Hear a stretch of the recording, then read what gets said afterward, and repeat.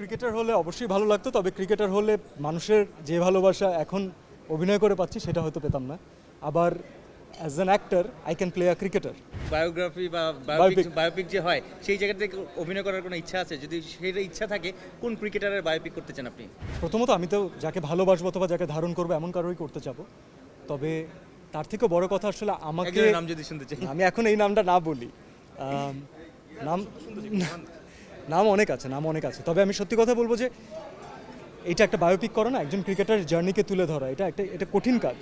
তো আমি বলবো যে আসলে ডিরেক্টর অথবা সেই ক্রিকেটার যে যার বায়োপিকটা হবে, তারা যদি আমাকে যে যোগ্য মনে করবেন, প্রপারলি যে মনে করবেন যে আমি তাকে প্রপারলি ফুটিয়ে তুলতে পারবো, ইনশাল্লাহ তারটাই আমি না, আপনি তো টুকটাক ক্রিকেট খুশি খেলেছেন, করবো। আপনার তো ক্রিকেটই ওই স্টাইলটা আছে। আসলে মনে হয় যে কার আসলে স্টাইলটা আপনি ইজিলি পর্দায় ফুটে তুলতে পারবেন, কোন ক্রিকেটারের?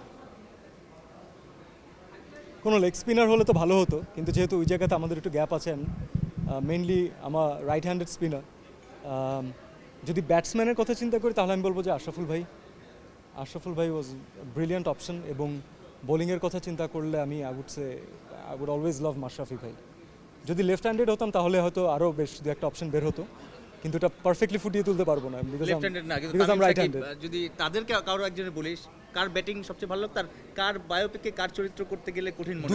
দুইজন দুই জায়গা থেকে অদ্ভুতভাবে ভালো। আমার মনে হয় তামিম ভাই বাংলাদেশের সর্বকালের সর্বশ্রেষ্ঠ ব্যাটসম্যানদের একজন, রাইট? সো তাকে ফুটিয়ে তোলা, it's Gaana be an honour and I love Tamim ভাই। তার সাথে ব্যক্তিগতভাবেও সম্পর্ক বেশ ভালো। তবে আমাকে তখন 1 বছর সময় দিতে হবে, কারণ আমি তখন পুরোপুরি লেফট হ্যান্ডেড ব্যাটসম্যান হব, তারপরে কাজ করব। সাকিব সাকিব আল হাসান ঘোষণাই দিয়েছিল সে একটা বায়োপিক বানাবে, তার একটা ইন্টারভিউতে সে বলেছিল যে আমি একটা বায়োপিক করতে চাই। আপনার জন্য তো নিশ্চয়ই একটা গ্রেট অপরচুনিটি হবে যদি আমাকে যোগ্য মনে করা হয় এবং আমি যদি সেই ট্রান্সফরমেশনটা করতে পারি। কারণ আমি কখনোই সেই কাজ করব না যেখানে আমার নিজেরই বিশ্বাস হচ্ছে না। সিন্স আমার টোটালি রাইট হ্যান্ডেড প্লেয়ার, তো আমাকে 360 ডিগ্রি টার্ন করে লেফট হ্যান্ড, আপনারা জানেন it's not an easy job, যেহেতু আমি ব্যাটিং বলিং দুইটাই রাইট হ্যান্ডেড ছিলাম সবসময়। তো আমাকে সময় দিতে হবে, তাহলে আমি চেষ্টা করবো তখন। ঢাকা ক্যাপিটালস আপনাদের টিম আসলে কোন একজন ক্রিকেটারের খেলা দেখতে আপনি মাঠে যাবেন, একজন ক্রিকেটার নাম স্পেসিফিক বলতে হয়, অনেক ক্রিকেটার তো আপনার টিমে আছে। আমি এটা বলবোই না, কারণ এখানে আমরা যদি আমাদের স্টার ক্রিকেটারদের কথা বলি, আমার সবসময় মনে হয় যে স্টারদেরকে নিয়ে সবাই কথা বলে। আমি আসলে দেখতে চাই যে আমাদের নিউ ট্যালেন্টরা কী করে। আমি তাদের খেলা দেখতে মাঠে যাব, আমি তাদের জন্য বেশি চিৎকার করব। তো আমি চাই যে আমাদের ঢাকা ক্যাপিটালস থেকে এমন অনেক নতুন স্টার ক্রিকেটার বের হয়ে আসুক, যারা পরবর্তীতে দেশকে অনেক ভালো নেতৃত্ব দিতে পারবে।